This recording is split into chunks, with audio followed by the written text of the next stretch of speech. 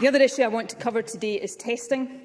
Regrettably, our freedom of manoeuvre here is severely limited by the fact that our funding is determined by UK Government decisions taken for England. However, we have sought as far as we can to reach the right decisions for Scotland. It is important to note that we are aiming for the same long-term position as England on testing.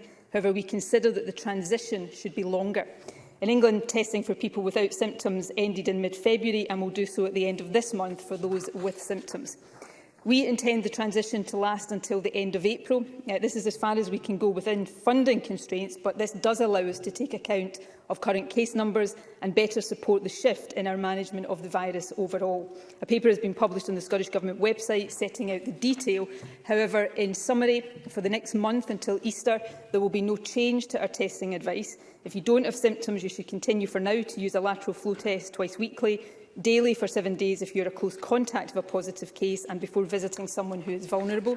If you have symptoms, you should continue to get a PCR test either at a testing site or by post.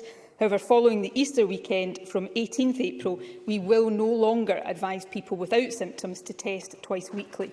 With the exception of health and care settings, the advice to test regularly will also end from 18th April for workplaces and for early learning and childcare settings, mainstream and special schools and universities and colleges. However, until the end of April, we will continue to advise using LFTs daily for 7 days if a close contact and on each occasion when visiting a hospital or a care home. And until the end of April, we will continue to advise those with symptoms to get a PCR test. Contact tracing of positive cases will also continue until the end of April. PCR test sites will remain open during this period, though opening hours and locations may change during the transition.